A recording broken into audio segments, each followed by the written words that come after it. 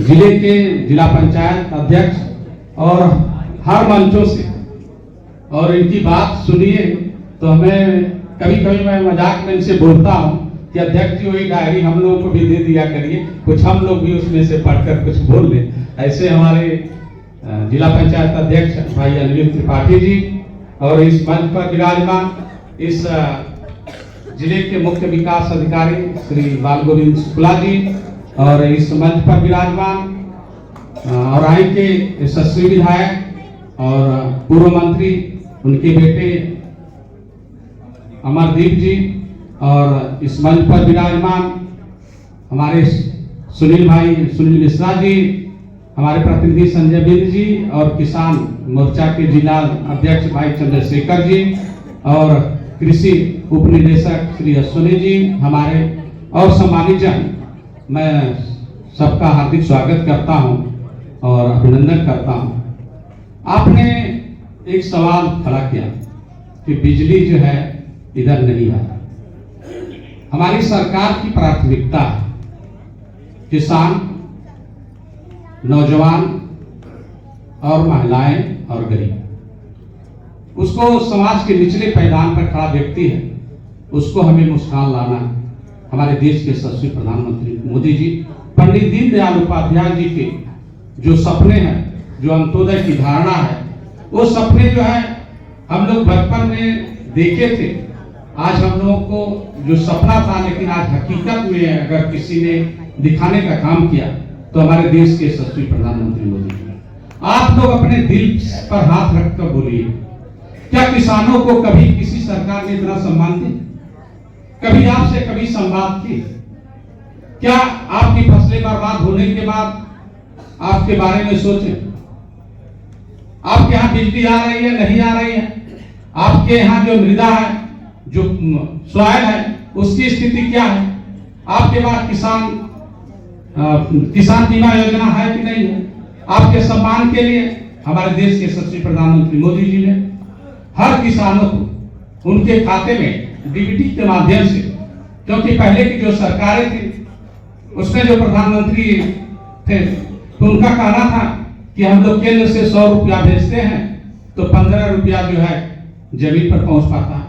लेकिन हमारी सरकार की जो मानसिकता है, हमारे देश के यशस्वी प्रधानमंत्री मोदी जी कहते हैं, न मैं खाऊंगा न खाने दूंगा, जिसका जो हक है उसको मिलेगा। अगर किसान का हक है तो किसान को मिलेगा, नौजवान का हक है तो नौजवान को मिलेगा, और हमारी माताएं बहनें का जो हक है माताएं बहनों को मिलेगा। और अभी आप लोगों ने एक लंबी चर्चा भी सुना होगा, हम लोग सदन में भी थे, वंदे मातरम पर भी आप लोगों ने चर्चा सुना होगा। वंदे मातरम का एक मतलब था कि हम समृद्ध भारत बनाए, सशक्त भारत बनाए, और पंडित दीनदयाल उपाध्याय जी के जो सपनों का भारत है, जो अंत्योदय की धारणा है, उसको हम मजबूत करें। आज उस सपने को अगर साकार करने का काम कर रही है तो केंद्र और प्रदेश की सरकार।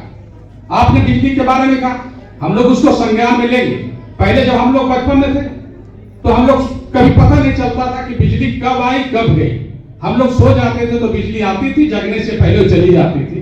तो बहुत जगह ये भी होता था कि लोग कहते थे कि बिजली आती कम है जाती ज्यादा है। वो धारणा नहीं, हो सकता है कहीं फॉल्ट होगा, उसके लिए जिलाधिकारी महोदय भी अभी अश्विनी जी से पूछे, हम लोगों ने भी चर्चा किया। हमारी सरकार की जो मानसिकता है, हमारी जो है हमारा संकल्प है कि हम लोग जो है कम से कम जो है गांव में भी 18 घंटे से ज्यादा बिजली दें, ताकि हमारा किसान जो है मजबूत बने, समृद्ध बने, तभी जाकर विकसित भारत बन सकता है। आज जो किसान जो खेती करता है, किसान चाहे धूप हो, गर्मी हो, बरसात हो, हर कंडीशन में अपना पसीना बहाता है। उसके पसीने से जो अनाज उत्पन्न होता है, चाहे जितना भी अमीर आदमी हो, बिना अन्न के जीवित नहीं रह सकता। इसीलिए हम लोग अन्नदाता कहते हैं, उनका जो सम्मान देने का काम किया हमारे देश के यशस्वी प्रधानमंत्री मोदी। किसानों के लिए जब तीसरी बार प्रधानमंत्री मोदी जी की जब सरकार बनी तो उसमें 14,300 करोड़ का 14,300 करोड़ किसानों के लिए योजनाएं हैं, जिसमें 7 बड़ी योजनाओं के तहत किसानों के लिए जो है उनके कौशल को विकसित किया जाए, उनके टेक्नोलॉजी को बढ़ाया जाए और उनके उत्पादन क्षमता को बढ़ाया जाए। मैंने एक दिन हमारे कृषि मंत्री जी माननीय शिवराज सिंह चौहान जी जब कृषि के बारे में बोल रहे थे, मैंने अपना टेलीविजन पर खोला, उसमें देखा किसानों के लिए 17 योजनाएं चल रही। यहाँ पर कितने लोग बैठे हैं जो 17 योजनाओं के बारे में जानते हो? जानते हैं? जो आप अधिकारी हैं जानते हैं। अधिकारी के जानने से नहीं होगा, जब आप खुद नहीं जानेंगे। हम लोग हर जगह कार्यक्रम करके बताने का भी काम कर रहे हैं, जागरूकता फैलाने का भी काम कर रहे हैं, लेकिन आपका अधिकार है। लोकतंत्र में हम दो चीजों को बहुत जानने की जरूरत होती है। केवल हम वोट दे देने से मतलब नहीं होता। पहले भी सरकारें थी, ऐसा नहीं कि सरकारें नहीं थी। जब उस समय की जो सरकारें थी, लोकतंत्र पर इतना विश्वास नहीं था। 30% 32% वोटिंग होती थी। आज हमारी वोटिंग जो 70% 80% है। इस बात को दर्शाता है कि जब से केंद्र में प्रदेश में जो एनडीए की सरकार बनी, आदरणीय मोदी जी की, योगी जी की सरकार बनी, लोगों का जो है लोकतंत्र पर विश्वास बढ़ा। लोगों ने लोकतंत्र को जानना शुरू किया, और उस लोकतंत्र को जब तक हम नहीं जानेंगे तब तक हमें विकसित भारत की कल्पना नहीं कर सकते, जो हमारे पूर्वजों ने इस देश को आजाद कराने के लिए अपने जो है प्राण को त्याग किया। मैं दोस्तों, हमारी बहनें भी हैं।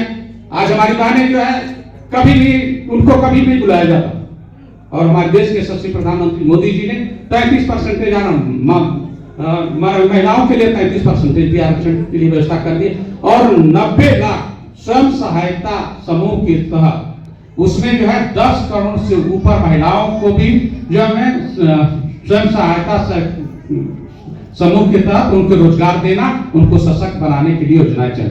अभी आप लोगों ने देखा, हमारे जब तीसरी बार सरकार बनी तो हमारे देश के यशस्वी प्रधानमंत्री मोदी जी का जो लक्ष्य है 4 करोड़ लखपति दीदी बनाने का, जिसमें जो है 1 करोड़ 15 लाख जो है लखपति दीदी बन गई है।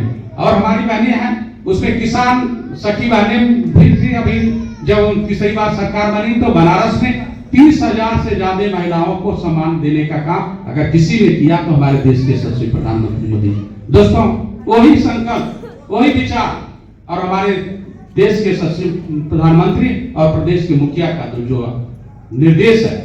हमें यहाँ पर इलेक्शन लड़ने आया, लोगों ने तरह तरह की बातें की। लोगों ने कहा कि डेंगूपुर का पुल नहीं हो सकता है, कि हम लोग वोट दिए। लोगों ने बिना जाने सुने इतना विरोध किया, क्या कि हम लोग वोट नहीं देंगे। बहुत लोगों ने दिया भी नहीं उसको लेकर, क्या कि यहाँ यूनिवर्सिटी हो ही नहीं सकती, क्योंकि बनारस यूनिवर्सिटी है, जौनपुर यूनिवर्सिटी है, विंध्याचल वहां पर मिर्जापुर में है, लखनऊ यहाँ पर आप इलाहाबाद में है। लेकिन एक संकल्प होना चाहिए। मेरा संकल्प है कि मैं एक विकसित भारत भी बनाए, और हमारी सरकार के जो मंशा है उसके अनुसार हम लोग काम करें। आपने देखा डेंगू पुल भी पास हो गया, आपने देखा आपकी यूनिवर्सिटी भी हो गई। अभी आपका जो है मुंशीनाथपुर में जो है स्टेडियम बन रहा, 12 करोड़ के लागत से बन रहा। तो हम लगातार मिलना पड़ता है, जाना पड़ता है। जब अपनी सकारात्मक सोच के साथ, एक अच्छे मन के साथ सरकार के पास जाते हैं। अभी मैंने 1 महीना पहले गया था, डीएम साहब से मेरी बात हुई थी। डेंगू पुल के लिए डीएम साहब भी इतने चिंतित रहते हैं विश्वविद्यालय के लिए। जब भी मैंने जाना होता बोलते हैं किसान से हमके लिए। मुझे याद है, मैं मुख्यमंत्री जी को बार बार इस बात को याद दिलाता रहता।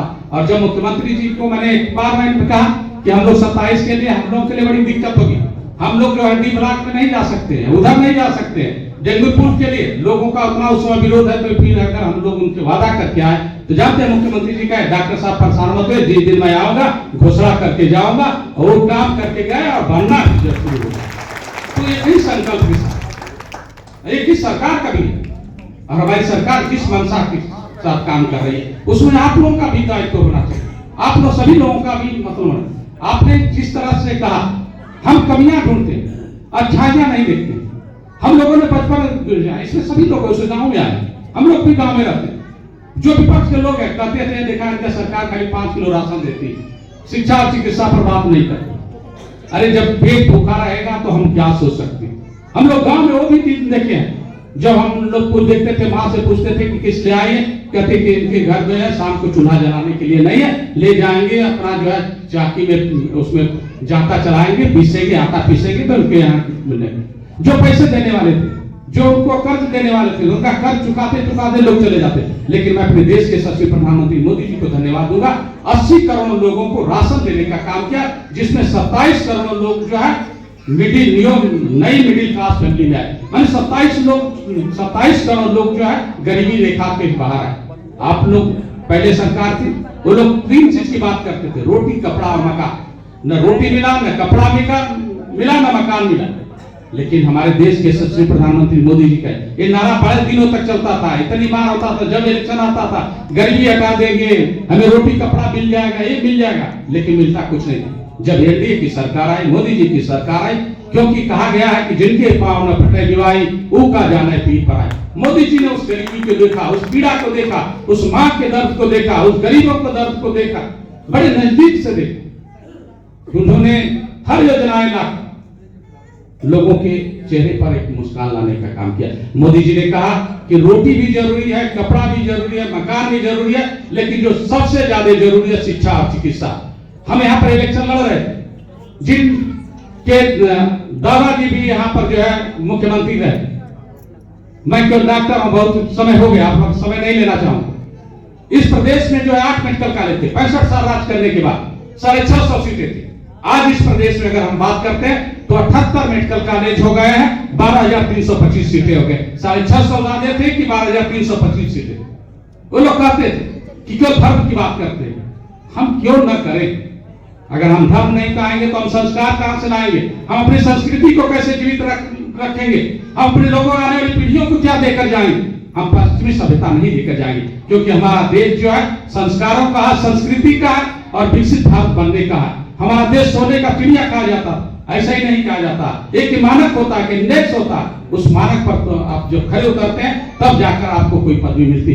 डीएम साहब परीक्षा दिए, प्री दिए, मेंस दिए, इंटरव्यू दिए, टॉप रैंक पर आए तब जाकर डीएम। उसी तरह हर चीज में अगर टॉप पर आना, जब हमारे देश की जो है इकोनॉमिक जो है पहले था फ्रेजाइल 5 में आता था, कहते थे भारत की जो अर्थव्यवस्था तो गई, जब से प्रधानमंत्री बने हैं गई। लेकिन आज हम अपने देश के यशस्वी प्रधानमंत्री मोदी जी को धन्यवाद दूंगा कि दुनिया की चौथी सबसे बड़ी अर्थव्यवस्था बन गए। आने वाले जल्दी समय में तीसरी अर्थव्यवस्था बनेगी। दोस्तों, आज हम गरीब लोग हैं, मैं डॉक्टर हूं, हमारे यहाँ भी बहुत लोग आते थे, पहले जिनके पास पैसा नहीं होता था, हम फ्री में इलाज करते थे, अभी भी करते हैं। लेकिन मैं मोदी जी को धन्यवाद दूंगा, उन्होंने जो 5 लाख का जो आयुष्मान कार्ड दिया। उन गरीब जो आते हैं बोलते हैं डॉक्टर साहब मैं बहुत गरीब हूँ, तो मेरा कई सवाल रहता है, क्या जो है मोदी जी का कार्ड है, आयुष्मान भारत आपके पास है? वो बोलता है कि है।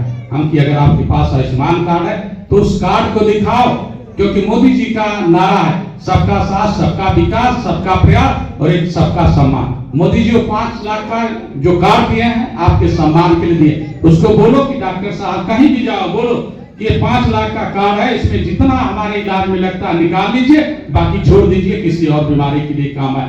भगवान न करे कि किसी को बीमारी है, क्योंकि हमारी सरकार चाहती है, मोदी जी हमेशा इस बात पर जोर देते हैं। अभी हम लोगों ने सांसद खेल प्रतियोगिता से पहले कोई सरकार ऐसी का पहल करती थी, हमारे युवाओं के लिए पहल करती थी, युवाओं के लिए कोई प्लेटफॉर्म देती थी? नहीं देती। अगर देने का कोई काम कर रहा तो हमारे प्रदेश के मुखिया और देश के मुखिया देने के काम कर रहे। तो हमें छोटी छोटी चीजों को, मैं प्रबुद्ध जन बुद्धिजीवी लोगों को मैं एक चीज कहना चाहूंगा कि हमें अच्छाई देखने की जरूरत है। लोग जो पहले हम लोग जाते थे, मैं बनारस से इलाहाबाद जाता था, हम कभी बस में इसलिए नहीं जाते थे कि उसमें बहुत टाइम लगे था, उस समय हम बोलेरो ढूंढते। आप तो बस पर भी बैठिए तो 2-2.5 घंटे में पहुंच जाएंगे, अपनी गाड़ी से जाएंगे तो अधिक से अधिक 2 घंटे में पहुंच जाएंगे। हर जगह कनेक्टिविटी बढ़ी, हर जगह मानक बढ़े, हमारा देश तेज गति से जा रहा है। इस चीज को हमें बताने की जरूरत है, नौजवान साथियों को, युवा साथियों को बताने की जरूरत है। बहुत से लोग कहते थे कि यहाँ जो है हमारे जो है नौकरी नहीं मिले। अरे पढ़ाई तो कर लो। जब हमारी सरकार बनी तो यही प्रदेश था, परिषदीय विद्यालय की हालत जो है दैनी पड़ी रहती। आज हमारा परिषदीय विद्यालय चमकता हुआ दिखता। जब हमारी सरकार बनी 1,22,000 अध्यापकों की भर्ती करना पड़ा। अगर आप भर्ती करके गए तो हमें देने की क्या जरूरत होती? यही लोक सेवा आयोग है, आपकी सरकार थी, उसमें जो है 12 से लेकर 17 तक आपने 24,000 जो है वैकेंसियां निकाली, उसमें पूरा किया। हमारी सरकार आई 17 से 24 तक हम लोगों ने जो 50,000 से ऊपर भी किया। अभी पुलिस की भर्ती में आप लोगों ने देखा, अब तक जो है 2.25 लाख जो है पुलिस भर्ती हो चुकी। आज हमारी माताएं बहनें गांव में रहती हैं, जब बरसात होती थी, चाहे आज कोहरा पड़ रहा है, घरों में ईंधन जब भीग जाता था, जलाना होता था, इनकी आंखों से आंसू निकलते थे।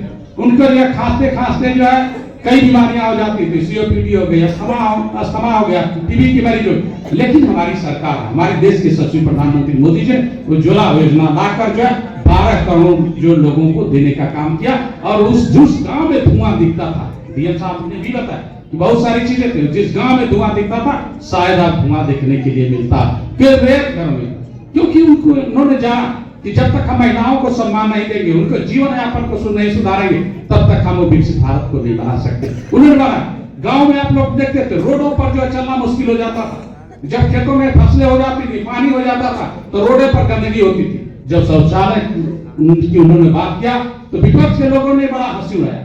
आज गांव में जाइए, देखिए, मन खुश हो जाता है। स्वच्छ भारत जैसी योजनाओं को लाए, तभी लोगों ने बड़ा, अरे जब हम स्वस्थ रहेंगे तभी हम विकसित भारत बना सकेंगे, हम सशक्त भारत बना सकेंगे। जब हम गंदगी फैलाते रहेंगे, अभी हम लोग सदन में थे, जो लोग बड़ी बड़ी बात करते हैं, टीएमसी के एक सांसद सिगरेट फूक रहे हैं और वो बात करेंगे पोल्यूशन पर, बात करेंगे हेल्थ पर, बात करेंगे लोगों के कल्याण की बात करेंगे, जो खुद ही नहीं सही हो तो दूसरे के बारे में क्या कर सकता। तो हम इस देश को आगे ले जाने के लिए हम सबको जरूरत, इस देश के हर नागरिक की जरूरत है। हमको एक अच्छी चीज, एक विजन के साथ हमें चलना होगा। सरकार के अच्छे काम है, उस कामों को बताना होगा, क्योंकि जितना बड़ा हमारा प्रदेश है उतने बड़े बड़े तो देश है। तो आप अपने घर में अगर जिसका बड़ा परिवार होता है तो कहीं कहीं छोटी मोटी चीजें रह जाती है, उसको मैनेज करके चलना होता, नजरअंदाज करके चलना होता। अच्छाइयों को देखो, अच्छाइयों को देखो और बुराइयों को छोड़ो। नर में भी नारायण मिलता है, नर में भी नारायण मिलता है। तो अच्छा काम करने की जरूरत है, आगे बढ़ने की जरूरत है। और मैं यही उम्मीद करता हूँ कि आप लोग जो है सरकार की जो योजनाएं हैं जानिए, उसका फायदा उठाइए। हमारे अधिकारी अच्छे हैं, हमारे डीएम साहब अच्छे हैं, सीडीओ साहब अच्छे हैं, एसपी साहब अच्छे हैं, अपनी समस्याएं आप लोग को लेकर जाते हैं, सुनते। बाकी अगर कोई ऐसी चीजें रहे हम लोग को बताइए, हम लोग आपके साथ खड़े। मैं तो लोग जब मैं आया था तो लोग कहे कि नहीं तो डॉक्टरी करिए कि सांसदी करिए, एक तो कबू दिखेबे ना करिए। मैं डेली आता हूँ, जब भी रहता हूँ, चाहे कुछ भी हो, मैं बीमार हो, काला लगाया हूँ, दवा खाया हूँ, आपके सामने इसलिए निकाल दिया कि लोग कहेंगे क्या हो गया, तो काला लगाया, आता हूँ डेली। और जो समस्याएं होती है सुनने के लिए आया था, अपनी समस्याएं कहिए। हमारा लक्ष्य है, एक मेरा संकल्प है विकसित भदोही बनाने का। इन्हीं चंद शब्दों के साथ मैं पुनः आप सभी लोगों को ढेर सारे, आप सभी लोगों का आभार व्यक्त करता हूँ कि आप लोगों ने